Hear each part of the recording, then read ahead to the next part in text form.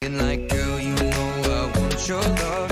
Your love was handmade for somebody like me. Come on now, follow my lead.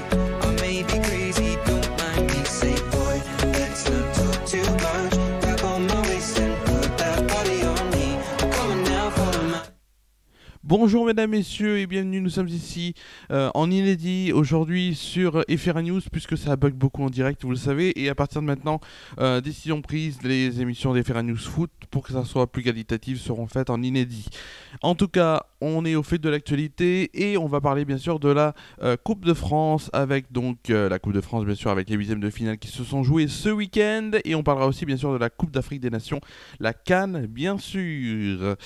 On va tout de suite donc passer, si vous le voulez bien, hop, tac, voilà, à cette spéciale Coupe de France, donc avec vendredi, le FC Nantes qui s'est donc imposé sur un score de 2-0 face à Brest, donc grâce à deux buts donc, de Ludovic Blas, un à la 25e minute et le second à la 53e minute. Samedi, le premier exploit est venu de Versailles, qui n'était pas favori face à Toulouse, donc, mais qui l'a quand même emporté sur le score de 1-0 à la 79e minute grâce à Djoko. Nancy jouait donc contre Amiens et Nancy s'est incliné sur le score de 2-0 grâce à des buts pour Amiens à la 16e minute de Luzamba et à la 39e minute de Haro Kodar. Reims et Bastia se rencontraient aussi et s'est inscrit grâce à Ekitike. Ouvra le score donc à 1-0, mais Bastia n'avait pas dit son dernier mot. Ils ont égalisé grâce à Sébastien Salle-Lalonge, donc, et c'est donc un score de 1 partout. Les deux équipes ont dû se départager au tir au but, et ce sont les Bastiais qui se sont imposés 5-3 lors de cette séance de tir au but. Enfin, samedi, il y avait un dernier match, c'est entre Marseille et Montpellier. Arek Milik marqua le premier but pour Marseille à la 74e minute, mais Montpellier égalisa grâce à Makounana à la 80e. La séance de tir au but donc est passée par là, et ce sont les Marseillais qui se sont imposés sur le score de 5-4 et ils sont donc qualifiés aussi pour les quarts de finale.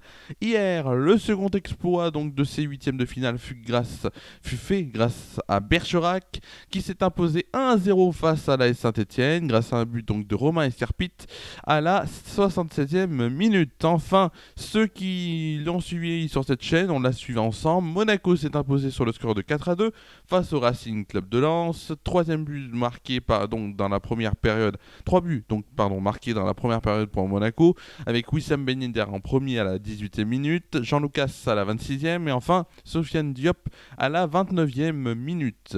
Ensuite, Lens réduit le score à 3-1 à la 45e minute grâce à Wesley Saïd et même à 3-2 à la 53e minute grâce à Arnaud Kalimwendo. Mais ça ne suffira pas. Et ça n'a pas suffi car Wissam Ben Yedder est encore là et il a inscrit donc le quatrième but monégasque à la 88e minute. Il reste un match à jouer et ce sera ce soir entre le Paris Saint-Germain et Nice à 21h15. Ce sera suivi sur France 3 et Eurosport 2. Les clubs qualifiés pour l'instant sont Nantes, Versailles, Amiens, Bastia, Marseille, Bergerac et Monaco. Je vous rappelle quand même les clubs qualifiés avant Paris, Nice ce soir, Nantes, Versailles, Amiens, Bastia, Marseille, Bergerac et Monaco. On va donc parler maintenant de la CAN, de la Coupe d'Afrique des Nations avec le Cameroun qui s'est donc imposé et qui a dominé la Gambie 2-0 grâce à un doublé de Karl Toko Ekambi en 7 minutes à la 50e et à la 57e minute donc. Le Burkina Faso qui a battu la Tunisie de Wabi Kazri grâce à un but de Ouattara à la fin du temps additionnel en première mi-temps. On a aussi le Maroc qui s'est incliné face à l'Égypte malgré avoir ouvert le score grâce à Sofiane Boufal sur penalty à la 7e minute. Mais Mohamed Salah arriva donc pour l'Égypte à égaliser à la 53e pour accrocher à la prolongation. Et ensuite c'est Trezeguet à la 100e minute qui marqua le but de la victoire. Enfin, le Sénégal a aussi gagné sa place pour les demi-finales en s'imposant 3-1 face à la Guinée équatoriale grâce à un premier but donc à la 27e minute de Diédiou. La Guinée avait donc égalisé à la 57e minute grâce à Buyola, mais le Sénégal arriva à marquer par deux fois des autres buts, donc grâce à Kouyaté à la 68e minute et Sarr à la 78e minute.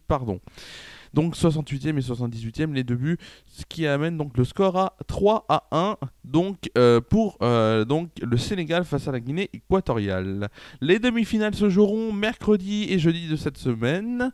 La première opposera donc à 20h mercredi le Burkina Faso au Sénégal et la seconde ce sera jeudi entre le Cameroun et l'Égypte. Je vous rappelle donc les matchs donc, qui se joueront pour la CAN, les demi-finales. Mercredi donc 20h Burkina Faso au Sénégal et à 20h jeudi Cameroun-Égypte. C'est la fin de cette émission. Alors je vous rappelle quand même le programme de la semaine avant de se quitter. Donc le programme est le suivant. La Presqu'île Libre Antenne revient donc demain à 17h30, 19h en direct. Avec bien sûr Quentin à la présentation. J'aurai bien sûr donc l'honneur d'être présent. Sur FR1 News, mercredi c'est le retour du GT qui sera aussi là jeudi et vendredi. Bien sûr, samedi c'est samedi détente. Et dimanche, une nouvelle émission de FR1 News Foot. Je vous souhaite de passer une très bonne journée, très bonne fin de journée. On se retrouve demain en direct sur Déclic Radio, 17h39. La Presqu'île Libre Antenne. Bonne journée à vous.